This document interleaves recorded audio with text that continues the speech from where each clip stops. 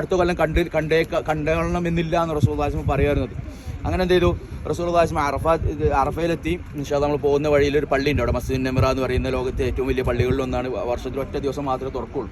ലക്ഷക്കണക്കിന് ആൾക്കാരെ ഉൾക്കൊള്ളുന്ന ഒരു പള്ളിയാണ്, വലിയ പള്ളിയാണ്. പക്ഷേ 364 ദിവസം അടവേക്കാർ, ഒറ്റ ദിവസം മാത്രമേ ആ പള്ളി തുറക്കുള്ളൂ. ഏതാണ് അറഫാ ദിനത്തിൽ ഖുതുബക്കും ദുഹറും അസറും ജമാഅത്ത് നിസ്കരിക്കാൻ വേണ്ടി മാത്രമേ ആ പള്ളി തുറക്കുള്ളൂ.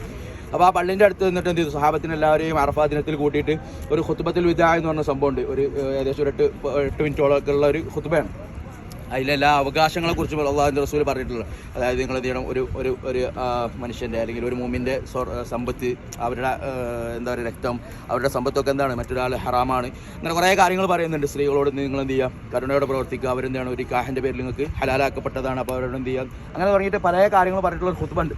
അങ്ങനെ റസൂലുള്ളാഹി മസ്ജിദ് നമീർ അവിടെയാണ്. അവിടുന്ന് ആ ഖുതുബ കഴിഞ്ഞിട്ട് എന്ത് ചെയ്യാണ്, ഒട്ടകപ്പുറത്ത് നേരെ വന്നിട്ട് ഈ ഒരു ജബലുർ റഹ്മാൻ്റെ അടുത്ത് വന്നിട്ട് എന്ത് ചെയ്യാണ്, ഒട്ടകത്തിൻ്റെ പള്ള ആ ഒരു മലയിലേക്ക് ഇങ്ങനെ ചാരി നിർത്തിയിട്ട് നേരെ ടെബിലയിലേക്ക് തിരിഞ്ഞിട്ട് എന്ത് ചെയ്യാണ്, ദുആ ചെയ്യാണ്. ഒരേ ദുആ. അന്നത്തെ ദിവസം റസൂലുള്ളാഹി ആരുമായിട്ട് സംസാരമില്ല, മുണ്ടാട്ടില്ല, ഒന്നുമില്ല. അപ്പോൾ സഹാബത്തിന് വന്ന് റസൂലുള്ളാഹി നോമ്പ് ഇട്ടിട്ടുണ്ടോ, കാരണം ഇന്ന് നേരം പോലത്തെ ശേഷം ഒന്നും കഴിച്ചിട്ടില്ലല്ലോ ഈ നേരം വരെ.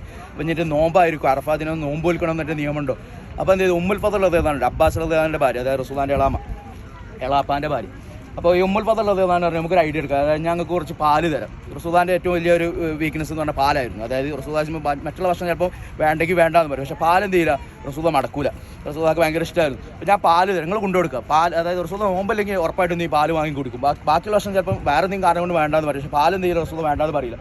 ഞാൻ അഥവാ നോമ്പാണെങ്കിൽ നീ നോമ്പാണെന്ന് അറിയും ചെയ്യും. അങ്ങനെ സഹാബത്ത് എന്ത് ചെയ്തു, കുറച്ച് പാൽ കൊണ്ടിട്ട് എന്ത് ചെയ്തു, ആ മല്ലിൻ്റെ അടുത്ത് കൊണ്ടിട്ട് റസൂലുള്ളാഹി കൊടുത്തു. റസൂലുള്ളാഹി വാങ്ങി കുടിച്ചു എന്നാണ്. അതിൽ നിന്ന് പണ്ഡിതർ എന്ത് മനസ്സിലാക്കി, അറഫയിൽ നിൽക്കുന്ന ഹാജിമാർക്ക് എന്തില്ല, നോമ്പില്ല. നേരെ മറിച്ച് അറഫാത്തിന് നമ്മൾ പുറത്തുള്ളവർ എന്ത് ചെയ്യണം, ഹാജിമാരല്ലാത്തവർ നോമ്പ് നോൽക്കണം എന്നതിൽ മനസ്സിലാക്കിയത്. പിന്നെ റസൂലുള്ളാഹി കുറേ നേരം ദുആ ചെയ്തിട്ട് അവസാനം പിന്നെ റസൂലുള്ളാഹി ബിലാൽ റളിയല്ലാഹു അൻഹു വിളിച്ചിട്ട് എല്ലാ അക്സുറ്റൂലി, അതായത് ആൾക്കാരെല്ലാവരുടെ അടുത്ത് ഒരുമിച്ച് കൂട്ടാൻ പറഞ്ഞു.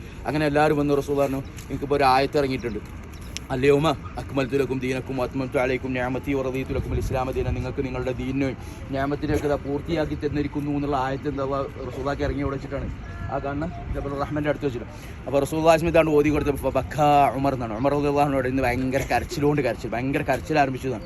ഒരു സഹാബത്തൊക്കെ നിങ്ങളുടെ ദീന പൂർത്തിയാക്കി തന്നു, നിഅമത്ത് പൂർത്തിയാക്കി തന്നു എന്ന് പറഞ്ഞതിന് എന്തിനാ അപ്പോൾ കരയുന്നത്.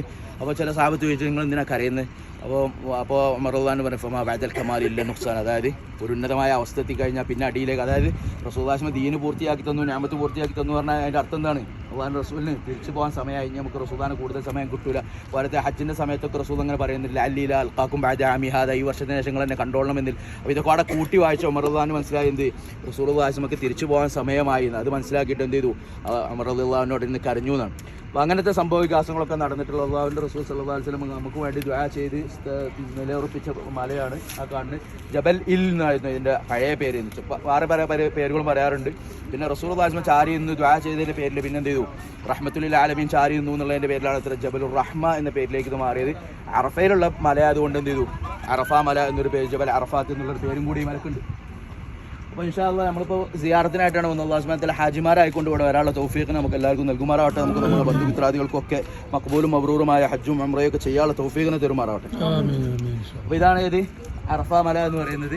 ഇതിൻ്റെ മുകളിലുള്ള ആ സ്തൂപം, അത് പലരും പറഞ്ഞു വരുത്താറുണ്ട്. ഇത് ആ സ്തൂപം എന്ന് പറഞ്ഞാൽ റസൂലുള്ളാഹി മട കയറിയിട്ട് ഖുതുബ ഓതിയ സ്ഥലമാണ്, അതാണ് ഇതാണെന്നൊക്കെ. റസൂലുള്ളാഹി എന്ത് ചെയ്തിട്ടില്ല, ഈ മല കയറിയിട്ടില്ല.